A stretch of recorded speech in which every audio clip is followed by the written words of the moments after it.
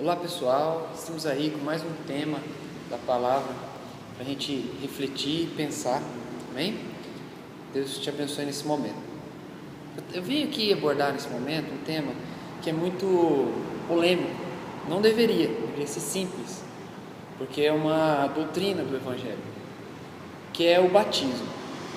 Pessoas têm confusão acerca do batismo, outras pessoas criam outros tipos de pensamento acerca do batismo.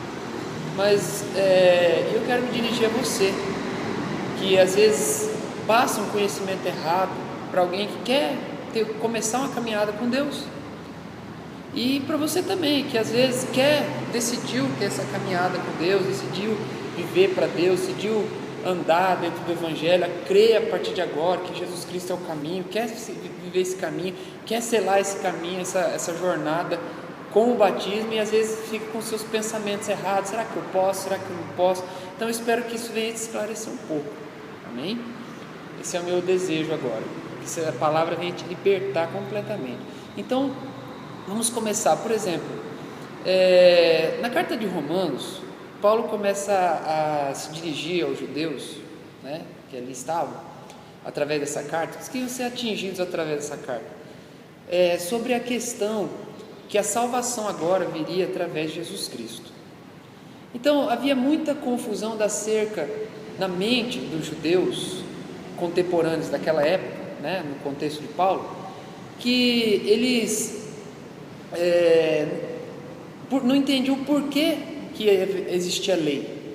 Por que Deus criou a lei do Velho Testamento? Por que Deus exigiu que o povo guardasse a lei? Por que Deus estabeleceu tantas leis em tantos detalhes?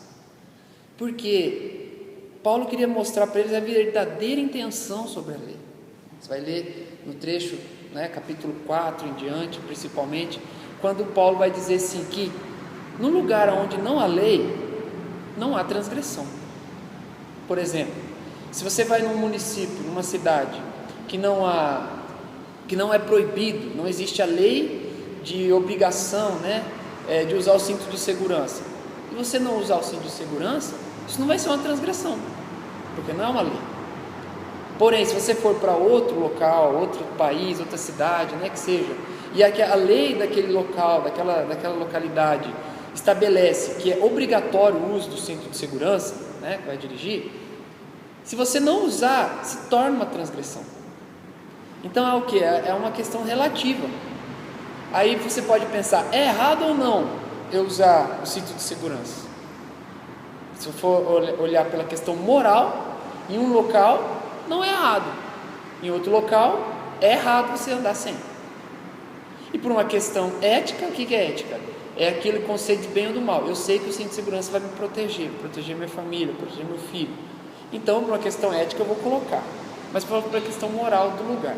Mas voltando, então Paulo diz assim, se não houver lei, não há transgressão. Então a intenção de Deus para com o seu povo era mostrar para eles que existia uma natureza do homem que o fazia pecar. Então a intenção de Deus era que eles tivessem consciência dos seus erros, seus pecados.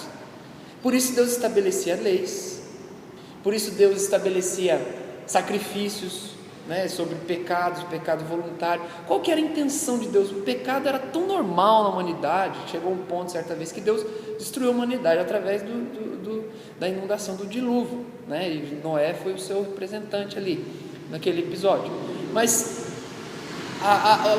o pecado se tornou tão normal, vamos dizer assim, para você entender, na natureza do homem, que o homem não sabia, não tinha mais essa consciência, não tinha mais o entendimento do que era certo e errado. Então Deus veio, chamou o seu povo, começou em Abraão, estabeleceu o seu povo, e começou aos poucos. Você percebe que Deus vai colocando leis para o povo entender o que era certo e o que era errado, e para que o ser humano olhasse para si. Até hoje Deus usa isso para nos mostrar que nós não somos capazes de corresponder àquilo que Deus exige na sua palavra. Então Paulo começa a explicar para os judeus, por que serve a lei? Para que Deus criou a lei? Deus criou a lei para o quê? Para que você tivesse consciência da necessidade de voltar para Deus, de ter uma nova natureza, que que a natureza do homem por si só não consegue corresponder ao que Deus exige. Sabe aquela situação terrível que você quer fazer o que é certo e não consegue? Então é nesse ponto que Deus queria que o homem chegasse, que ele compreendesse. Mas o entendimento do povo de Israel era outro. Ele achava o quê? Que Deus colocou a lei para justificá-los, e que se eles praticassem as leis, os sacrifícios estabelecidos, eles seriam justificados. E não era essa, nunca foi essa a intenção, mas o homem transformou isso na intenção de Deus e aceitou isso. Isso acontece muito. Há uma lei da parte de Deus, por exemplo, coloque-se a lei da santidade. Deus exige que eu seja santo, Deus exige que você seja santo. É um propósito de Deus o ser humano andar em santidade, separado do sistema do mundo. Aí o que o homem inventa? Ele cria um pensamento sobre santidade. O que? A mulher não pode cortar o cabelo para mostrar essa santidade para Deus, essa devoção. A mulher não pode ter princípios numa sociedade como a nossa, a minha, que é onde eu moro, né? Então, princípios de beleza, né? Como cosméticos, como tratamento de cabelo, tratamento de pele, isso tudo vai provocar vaidade da pessoa. Então as pessoas criam pensamentos acerca disso, e aí atrapalha a intenção de Deus de se manifestar na cabeça daquela pessoa, na mente dela, para ela. Então a pessoa não entende a intenção de Deus e exige a santidade, e aí ela interpreta como? De que Deus, a santidade está o quê? Nos costumes, nas doutrinas, naquilo que ela faz de sacrifício superficial, humano, né? A Bíblia vai chamar de obras mortas, para você ter noção. Então o homem tem capacidade de interpretar errado e de manifestar errado a intenção de Deus. Como chegar, por exemplo, para um travesti, né? Um homossexual, uma pessoa que escolheu mudar a sua sexualidade, tá? Chegar para ele e falar: Deus quer que você vá para o inferno, Deus vai mandar você para o inferno por causa dessa aberração, uma aberração. Onde que está isso? Nunca foi a intenção de Deus menosprezar o ser humano. Deus é o ser que mais respeita em todo o sistema do universo. Se tiver outros sistemas Deus inventou, né? Mas é só Ele que sabe. Mas todo o sistema que nós conhecemos, o ser, a pessoa que mais respeita os outros seres é o próprio Deus. Deus respeitou o diabo na sua escolha de rebeldia. Deus não aniquilou o diabo no sistema de ditadura. Deus respeitou Satanás. Está entendendo o que eu quero dizer? Então Deus respeita a opinião do ser humano. Ele tem um caminho que Ele considera perfeito, mas Ele respeita mesmo assim o ser humano. Então como eu vou passar um Deus que não existe, passar um Deus que já condena, passar um Deus que já estabeleceu o julgamento da pessoa por aquilo que eu acho errado e que eu nunca participei nem participo? Então às vezes eu vou acabar o quê? Julgando pelo que eu sou. Se fosse assim, graças a Deus não sou. Mas isso que eu quero que você compreenda, entenda. Então não interprete errado e não transmita errado a mente de Deus. A palavra de Deus é a intenção de Deus. Então Paulo estava dizendo: judeus, a intenção de Deus com a lei era mostrar que vocês não são capazes de seguir o plano perfeito de Deus. Mas não é, porém, né, não é de que vocês sejam justificados pela lei. E aí Paulo vai dando um show de teologia ali, mostrando para eles o quê? Que eles precisavam de um outro meio. E esse outro meio é o quê? A salvação por meio e unicamente de Jesus Cristo. O plano de Deus: salvar o ser humano, dar condições para o ser humano, corresponder ao que Ele exige, pela fé em Jesus. Todos pecaram e precisam da glória de Deus, e a glória de Deus está pela fé em Jesus Cristo. Mas por que eu falei tudo isso, sendo que eu comecei com o batismo? Porque há essa confusão acerca do batismo. Às vezes a igreja não deixa uma pessoa batizar, né, nas águas, porque ela não é casada no papel. Onde está isso na Bíblia? O batismo, o que salva uma pessoa não é o batismo, é a fé, não é o ritual do batismo. Aí a pessoa vem e fala: mas está escrito lá no final de Marcos, né, que quem crê e for batizado será salvo. A palavra batismo lá o sentido da palavra batismo significa estar dentro, ser imerso em algo.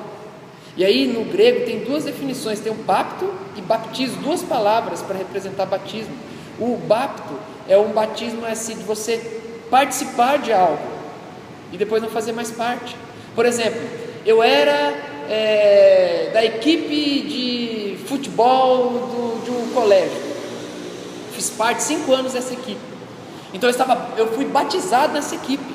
E hoje você está na equipe de futebol? Não estou mais. Então você foi bapto nessa equipe.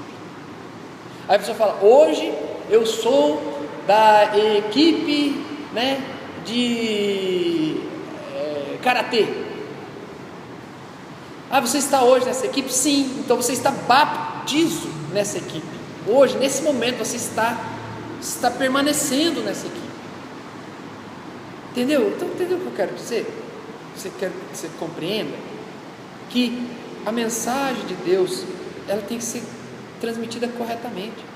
Então, o batismo, Jesus disse: quem crer e for batizado. Então, o batismo, o que salva é a fé de uma pessoa, aceitar Jesus Cristo como único e suficiente Salvador. É o primeiro batismo, ela começa a fazer parte do reino de Deus. O batismo das águas é algo que vai dar força no processo de salvação da pessoa. Eu já conheci pessoas que estavam mal espiritualmente, e quando elas batizaram nas águas, a unção que veio sobre elas, não era o pastor bonzão lá que batizou, no caso era eu, né? Que batizei.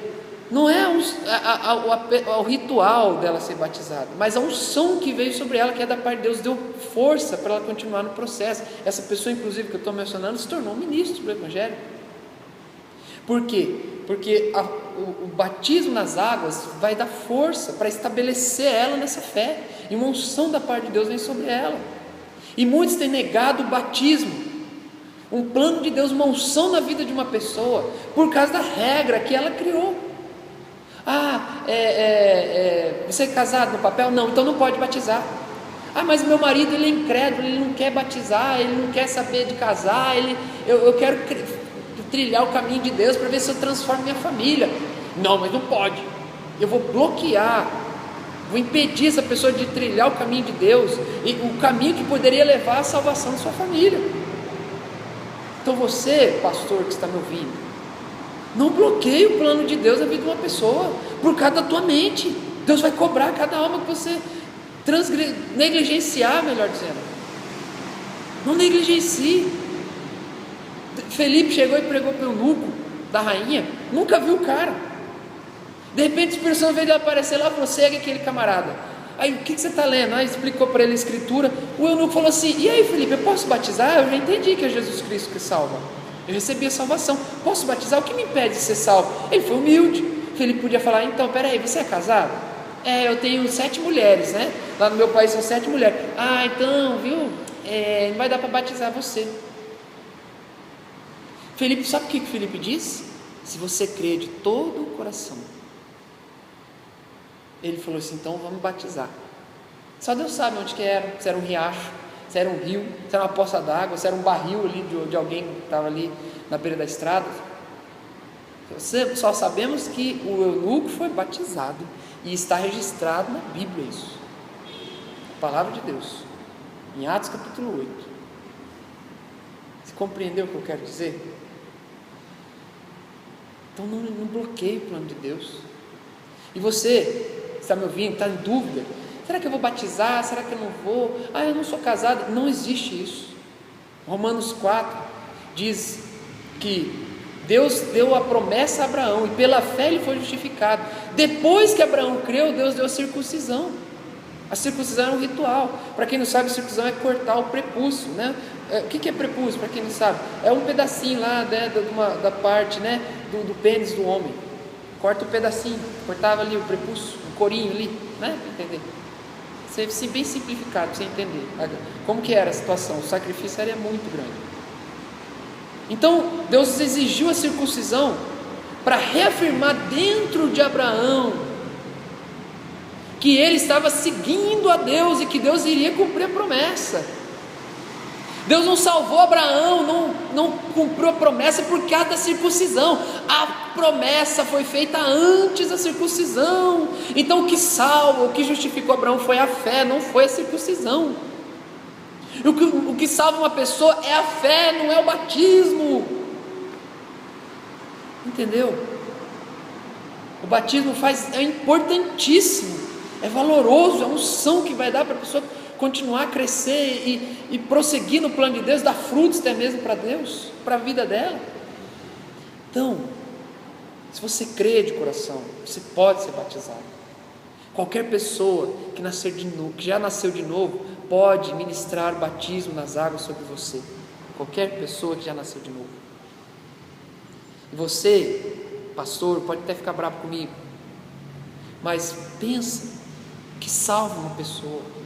Vá além do seu pensamento, vá para a palavra, aceita. Você não é ignorante, você é um ser inteligente, você é um ser que estudou, você é um ser que tem capacidade de raciocinar. Compreenda a palavra de Deus, não deixe o orgulho te dominar, entendeu? Vamos ser uma sociedade, principalmente cristã, que não tenta aplacar quem pensa diferente, não tenta destruir quem pensa diferente. Eu não estou aqui para brigar, não estou aqui para falar que eu sou melhor, de maneira nenhuma. Tem muito que aprender, mas eu quero que você entenda, pense junto, compreenda junto. A fé justificou Abraão. O ladrão da cruz foi para o paraíso sem ser batizado. O cara era ladrão, Jesus falou para ele: você vai para o céu comigo agora. Um ladrão inaugurou o paraíso. Gente, pensa nisso. Uma ex-prostituta que viu Jesus pela primeira vez depois que ele ressuscitou. Então vamos refletir, e Deus vai esclarecer e você precisa compreender ainda mais.